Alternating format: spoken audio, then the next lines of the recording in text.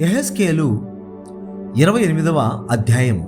మరియు యెహోవా వాక్కు నాకు ప్రత్యక్షమై ఈలాగు సెలవిచ్చాను, నరపుత్రుడా, తూరు అధిపతితో ఈలాగు ప్రకటింపము.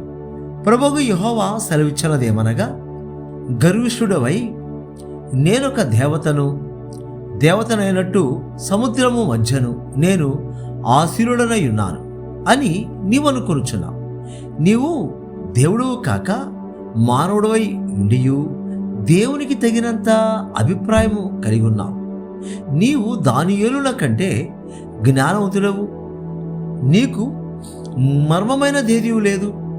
నీ జ్ఞానము చేతను నీ వివేకము చేతను ఐశ్వర్యము నొందితివి. నీ ధనాగారములలోనికి వెండి బంగారములను తెచ్చుకుంటేవి. నీకు కలిగిన జ్ఞానాతిశయము చేతను వర్తకము చేతను నీవు విస్తారమైన ఐశ్వర్యము సంపాదించుకుంటేవి. నీకు ఐశ్వర్యము కలిగినదని నీవు గర్వించిన వాడవైతివి. కాగా ప్రభువైన యెహోవా ఈ మాట సెలవిచ్చుచున్నాడు, దేవునికి తగినంత అభిప్రాయము కలిగి ఉన్నవాడా, ఆలకించను. నేను పరదేశులను అన్యజనులలో క్రూరులను నీ మీదికి రప్పించుచున్నాను. వారు నీ జ్ఞాన శోభను చెరుపుటకై తమ ఖడ్గములను వరదీసి నీ సౌందర్యమును నీచపరుతురు. నిన్ను పాతాళములో పడవేతురు. సముద్రములో మునిగి చచ్చిన వారి వలనే నీవు చత్తువు. నేను దేవుడనని నిన్ను చంపువాని ఎదుట నీవు చెప్పుదువా? నిన్ను చంపువాని చేతిలో నీవు మానవుడివే కాని దేవుడు కావు గదా. సున్నతి లేని వారు చంపబడు రీతిగా నీవు పరదేశుల చేత చత్తు. నేనే మాట ఇచ్చున్నాను. ఇదే ప్రభువు యెహోవా వాక్కు.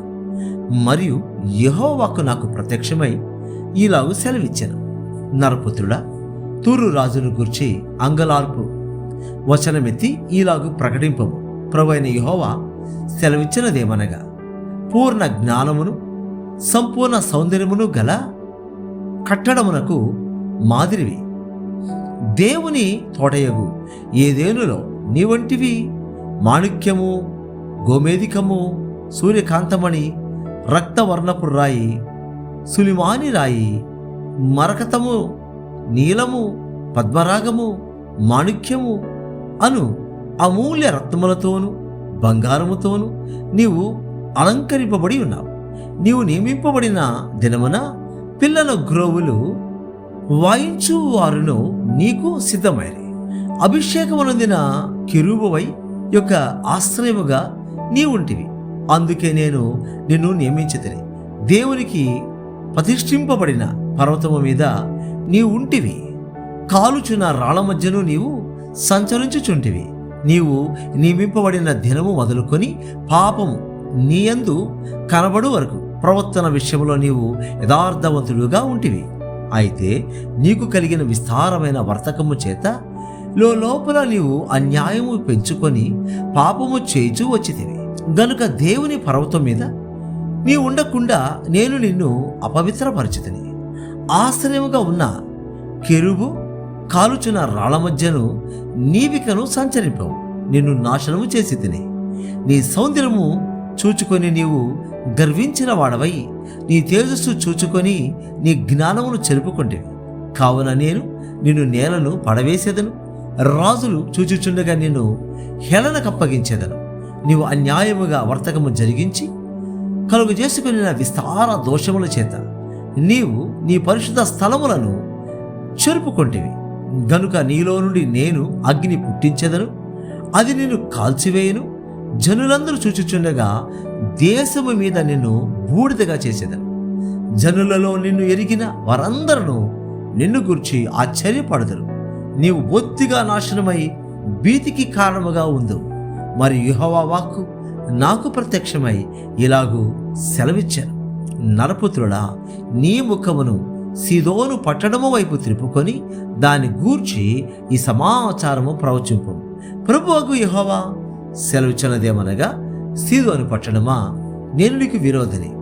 నీ మధ్యను ఘనత నొందుదును.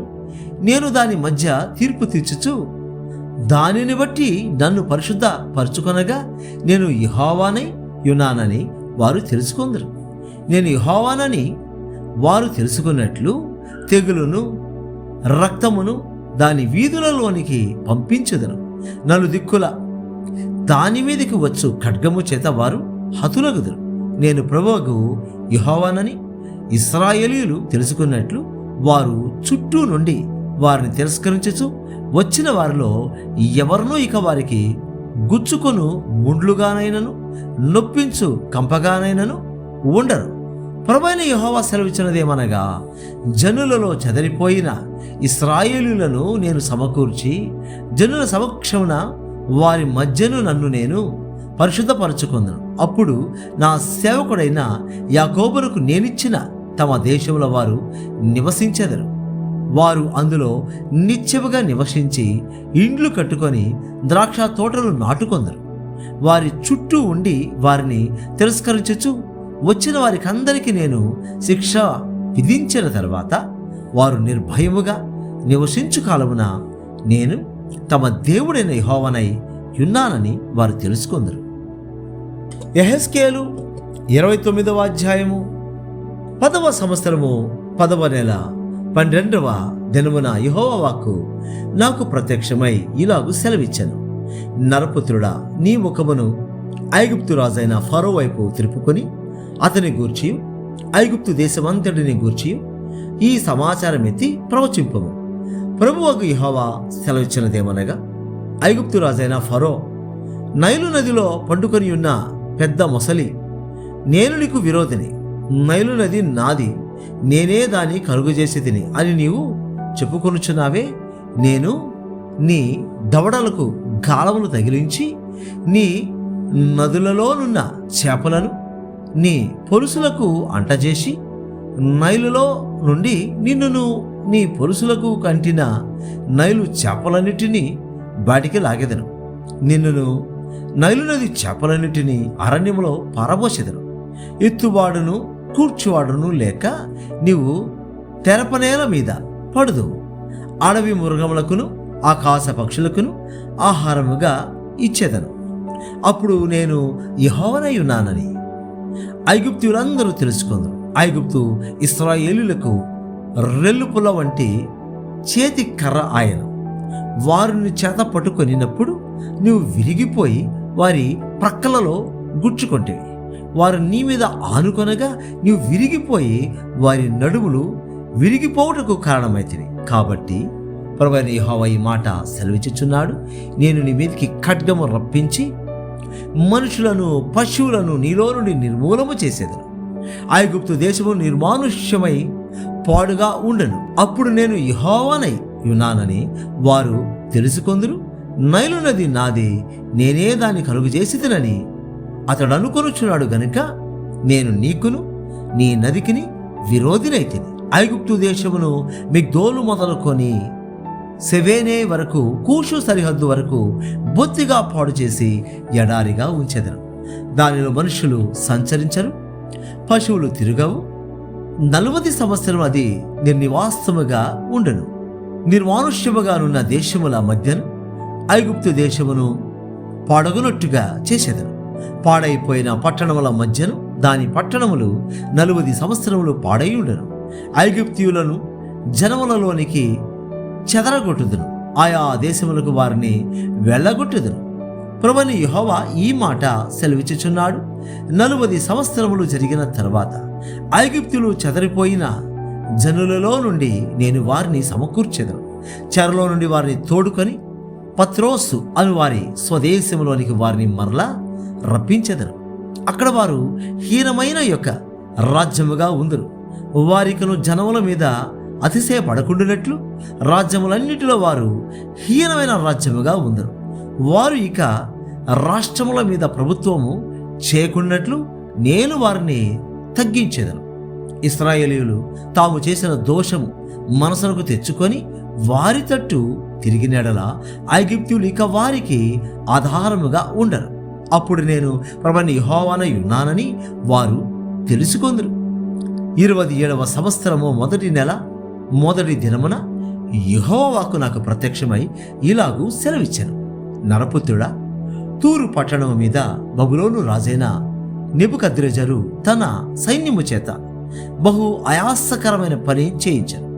వారందరి తలలు బోడివాయను, అందరి భుజములు కొట్టుకొని పోయాను. అయినను తూరు పట్టణము మీద అతడు చేసిన కష్టమును బట్టి అతనికైనను అతని సైన్యమునకైనను కూలి ఎంత మాత్రమును దొరకకపోయాను. కాబట్టి ప్రభువైన యెహోవా సెలవిచ్చినదేమనగా, ఐగుప్తు దేశమును బబులోను రాజైన నెబుకద్రెజరునకు నేను అప్పగించుచున్నాను. అతడు దాని ఆస్తిని పట్టుకొని దాని సొమ్మును దోచుకొని కొల్లపెట్టును. అది అతని సైన్యములకు జితమగను. తూరు పట్టణం మీద అతడు చేసినది నా నిమిత్తమే చేసెను గనుక అందుకు బహుమానముగా దానిని అప్పగించుచున్నాను. ఇదే యెహోవా వాక్కు. ఆ దినమందు నేను ఇశ్రాయేలుల కొమ్ము చిగిరింపజేసి వారిలో మాటలాడుటకు నీకు ధైర్యము కలుగజేసేదను. అప్పుడు నేను యెహోవానయున్నానని వారు తెలుసుకొందరు. యెహెజ్కేలు 30వ అధ్యాయము. మరియు యెహోవా వాక్కు నాకు ప్రత్యక్షమై ఇలాగు సెలవిచ్చెను, నరపుత్రుడా, సమాచారమెత్తి ప్రవచింపము. ప్రభువుకు యెహోవా సెలవిచ్చినదేమనగా, ఆహా, శ్రమదినము వచ్చెనే, అంగలార్చుడి. శ్రమదినము వచ్చెనే, యెహోవా దినము వచ్చెను. అది దుర్దినము, అన్యజనులు శిక్షనందు దినము. ఖడ్గము ఐగుప్తు దేశం మీద పడును. ఐగుప్తులలో హతులు కొలగా కూషు దేశస్థులు వ్యాకుల పడదరు. శత్రువులు ఐగుప్తీయుల ఆస్తిని పట్టుకొని దేశపు పునాదులను పడగొట్టుదురు. కూషీయులను, పూతీయులను, లూదీయులను, కూబీయులను, నిబంధన దేశపు వారును, మిశ్రిత జనులందరూ ఖడ్గము చేత కూలుదురు. యెహోవా సెలవిచ్చినదేమనగా, ఐగుప్తును ఉద్ధరించువారు కూలుదురు. దాని బలగర్వము అణగిపోవును. మిగ్దోలు మొదలుకొని సెవేనే వరకు జనులు ఖడ్గము చేత కూలుదురు. పాడైపోయిన దేశముల మధ్య ఐగుప్తులు దిక్కులేని వారిగా నుందురు. నలుదిక్కుల పాడైపోయిన పట్టణముల మధ్య వారి పట్టణములుండును.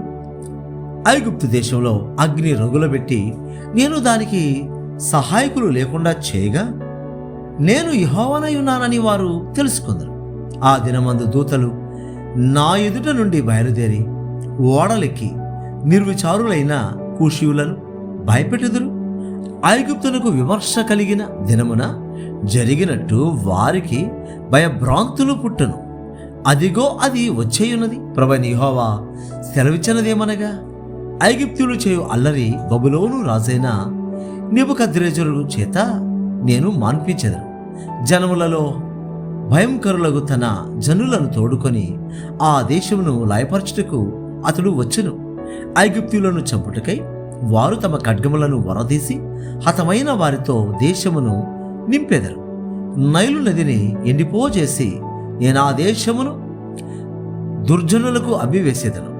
పరదేశుల చేత నేను ఆ దేశమును దానిలోనున్న సమస్తమును పాడు చేయించేదను. యెహోవానైన నేను మాట ఇచ్చి ఉన్నాను. యెహోవా ఇలాగు సెలవిచ్చుచున్నాడు, విగ్రహములను నిర్మూలము చేసి నొప్పులో ఒక బొమ్మ లేకుండా చేసేదను. ఇక ఐగుప్తు దేశంలో అధిపతిగా ఉండుట కెవడనూ లేకపోవను. ఐగుప్తు దేశంలో భయము పుట్టించేదను. పత్రోసును పాడు చేసేదను. సోయనులో అగ్ని ఉంచెదను. నోలో తీర్పులు చేసేదను. ఐగుప్తునకు కోటగానున్న సీను మీద నా క్రోధము కుమ్మరించెదను. నోలోని జనసమూహమును నిర్మూలము చేసేదను. ఐగుప్తు దేశం నేను అగ్ని ఉంచగా సీనులకు మెండుగా నొప్పి పట్టును. నోపురము పడగొట్టబడును. పగటి వేళ శత్రువులు వచ్చి నొప్పు మీద పడుదరు. ఓను వారిలోను పిబేసెతు వారిలోను యవనులు ఖడ్గము చేత కూలుదురు. ఆ పట్టణసులు చెరలోనికి పోదురు. ఐగుప్తు పెట్టిన కాండ్లను నేను తహపనేసులో విరుచు దినమున చికటి కమ్మును. ఐగుప్తుల బలగర్వము అణచబడును. మబ్బు ఐగుప్తును కమ్మును. దాని కుమార్తెలు చెరలోనికి పోవుదురు. నేను ఐగుప్తులకు శిక్ష విధింపగా నేను యెహోవానయున్నానని వారు తెలుసుకొందురు. 11వ సంవత్సరము మొదటి నెల 7వ దినమున యెహోవా వాక్కు నాకు ప్రత్యక్షమై ఈలాగు సెలవిచ్చెను, నరపుత్రుడా, నేను ఐగుప్తు రాజైన ఫరో బాహువును విరిచితిని. అది బాగవుటకు ఎవరునూ దానికి కట్టుకట్టరు. అది కుదర్చబడి ఖడ్గము పట్టుకొనులాగున ఎవరినూ దానికి బద్ధకట్టరు. కావున ప్రభువైన యెహోవా సెలవిచ్చినదేమనగా, నేను ఐగుప్తు రాజైన ఫరోకు విరోధులై ఉన్నాను. బాగుగా ఉన్న దానిని, విరిగిపోయిన దానిని, అతని 2 చేతులను విరిచి అతని చేతిలో నుండి ఖడ్గము జారిపడజేసేదను. ఐగుప్తీయులను జనములలోనికి చెదరగొట్టుదును, ఆయా దేశములకు వారిని వెళ్ళగొట్టుదును. మరి బబులోను రాజు యొక్క చేతులను బలపరిచి నా ఖడ్గం అతని చేతికిచ్చేదను. ఫరో యొక్క చేతులను నేను విరిచినందున బబులోను రాజు చూచుచుండగా ఫరో చావు దెబ్బతిన్నిన వాడై మూలుగులేడును. బబులోను రాజు యొక్క చేతులను బలపరచి ఫరో చేతులను ఎత్తకుండా చేసి ఐగుప్తు దేశం మీద చాపుడికై నేను నా ఖడ్గమును బబులోను రాజు చేతికియగా నేను యెహోవానై ఉన్నానని ఐగుప్తీయులు తెలుసుకుందరు. నేనే యెహోవానై ఉన్నానని వారు తెలుసుకున్నట్లు నేను ఐగుప్తీయులను జనములలోనికి చెదరగొట్టి ఆయా దేశములకు వారిని వెళ్ళగొట్టుదును.